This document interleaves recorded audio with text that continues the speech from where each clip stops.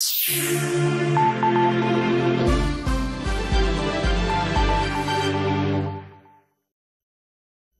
Lille TV, bonjour à toutes et à tous et bienvenue dans cette nouvelle édition du journal en direct lundi 29 janvier. Et comme toujours, on va démarrer par vos conditions de circulation et des ralentissements de plus en plus présents.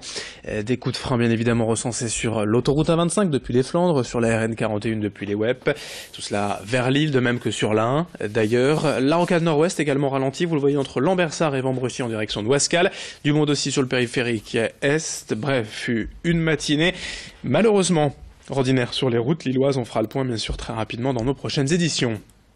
Les prévisions météo également pour démarrer en ce lundi. Les perturbations s'accrochent dans le nord de la France et on aura toujours le droit à cette grisaille tenace aujourd'hui dans la région. Des nuages donc, mais aussi quelques averses par moment, quelques petites brunes localisées. Et puis en fin de journée, le renforcement du vent d'ouest, des rafales jusqu'à 60 km/h. Des températures qui restent douces tout de même, 10 à 11 degrés de prévu aujourd'hui. Les prévisions complètes donc après ce journal. À la une, d'abord ces images de l'Enduropal du Touquet. Hier, la 43e édition a vu s'inscrire un nouveau vainqueur au palmarès, mais un nom déjà bien connu de l'épreuve, puisque c'est Milko Potisek qui l'a emporté. Le cousin de Timothée, mort en 2009 et double vainqueur de l'Enduropal. Pour lui, c'est sa première victoire dans cette course, plus de 10 ans après sa première participation. Une épreuve qui plus est si chère aux yeux de sa famille. Milko Potisek s'est imposé avec plus de 2 minutes d'avance sur l'Anglais Nathan Watson et 8 minutes 36 sur Camille Chapelière qui clôt le podium. On écoute tout de suite le vainqueur de cet Enduropal à l'arrivée au micro de Corentin Escaillé. Ça fait tellement longtemps que je tourne autour de cette victoire et là je l'ai mené de bout en bout. Je pense que j'ai montré que j'étais fort et ouais, enfin voilà. Content. Deux petites chutes, mais là c'est moi qui faisais un peu le pimpin, on va dire. Et j'ai tapé un mec à 3 tours de la fin. J'ai pas arraché mon sélecteur, mais bien endommagé, donc j'avais un peu du mal à passer les vitesses. Mais bon, quand ça veut, donc parfait, ouais. Je voulais prendre mon temps, c'est un peu mon défaut, les débuts de course, c'est un peu trop m'emballer. Et là, en prenant mon temps, je voyais que j'étais l'un des plus rapides. Et ça, j'ai fait un peu un copier-coller de ma course à Osgore, un peu ça la graillant, on va avoir un problème technique. Mais c'est un copier-coller de ce que je fais depuis le début de saison, donc c'est génial. Allez, autre actualité en ce lundi, les chiffres de la délinquance dans le Nord l'an dernier. En 2017, publié la semaine dernière par la préfecture. Depuis 10 ans, la tendance est à la baisse dans le département et ce pour chacune des 3 grandes catégories de délinquance enregistrées. Exemple avec les violences physiques et les vols avec violence en baisse l'an dernier de 12%.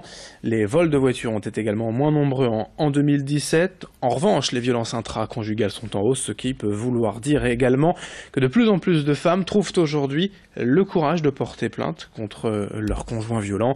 Enfin, la lutte contre les trafics de drogue reste évidemment une priorité pour la police. Explication quant aux récents chiffres annoncés par le ministre de l'Intérieur. Le renforcement des effectifs, 10 000 nouveaux policiers annoncés par le ministre de l'Intérieur, Gérard Collomb. À ce propos, on écoute ces explications recueillies par Brieux Gorchy. J'en recevrai pas 10 000 dans le Nord, vous l'imaginez bien, mais on en recevra. Je ne vais pas dévoiler un secret, ça a déjà été amorcé. Nous recevrons un nombre de policiers conséquent pour mener à même cette politique de sécurité quotidienne qui se traduira par une occupation du terrain plus importante dans des secteurs bien identifiés, mais aussi, je tiens à le préciser, par une dimension répressive qui est dans mon cœur de métier pour ramener le calme là où les gens vivent des situations extrêmement difficiles. 7h34 en direct sur Grand Lille TV, on enchaîne avec ce problème récurrent dans les écoles primaires et particulièrement en ce moment à Lille, le non-remplacement des professeurs absents. Selon des parents d'élèves dans la circonscription de Lille 1 LM, 80% des absences n'auraient pas été remplacées depuis le début de l'année. Or, en cas d'absence d'enseignants, les enfants se retrouvent répartis dans les autres classes de l'école, parfois plus de 35 en maternelle. Et parfois même, selon les parents, les enfants ne vont pas à l'école de toute la journée. Le manque d'effectifs est la première cause, expliquée par les parents qui demandent donc plus de moyens, plus d'enseignants disponibles. Écoutez à ce propos des parents d'élèves mobilisés devant l'école Descartes Montesquieu à Lille-Fives, au micro de Xavier Silly.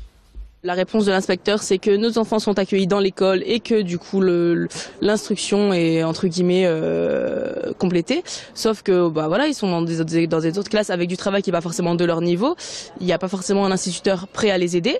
Donc ouais, ça met en péril leur éducation, leur instruction, parce que là, nous c'est des élèves de maternelle, mais les élèves de CM1, CM2 qui rentrent au collège l'année prochaine et qui ont pas d'instituteur pendant des semaines, ouais, ça pose vraiment un problème sur leur travail scolaire. En bref, l'humoriste Dieudonné s'est produit à 2 reprises ce week-end dans la métropole lilloise, à Roubaix samedi et la chapelle d'Armentières hier soir, et à chaque fois, le lieu de l'organisation avait été tenu secret et dévoilé aux ses spectateurs à la dernière minute. Dans les 2 cas, même, les lieux choisis par l'humoriste n'étaient pas au courant de l'organisation d'un tel spectacle. D'autres représentations de Dieudonné sont déjà programmées dans la région, à Lille et Lens, début juin.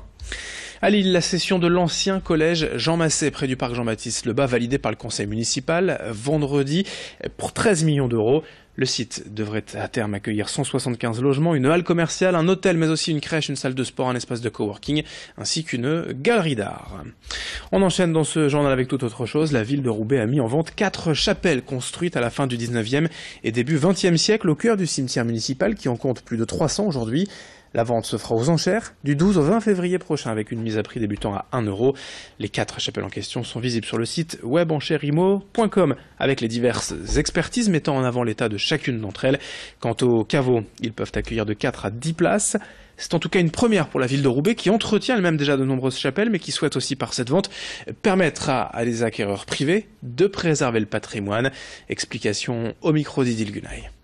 La motivation, c'est l'attachement à la ville de Roubaix pour certains. Pour d'autres, c'est le côté peut-être un peu prestigieux d'une chapelle. Mais je pense que l'attachement à la ville de Roubaix n'est pas neutre dans la démarche de ceux qui se renseignent sur la vente de ces chapelles. Elles ont chacune leur propre histoire. Elles sont toutes de la fin du 19e ou du début du 20e siècle, avec des caveaux qui sont plus ou moins importants, qui peuvent aller de 4 places jusqu'à 10 places. Et elles sont dans des styles également différents.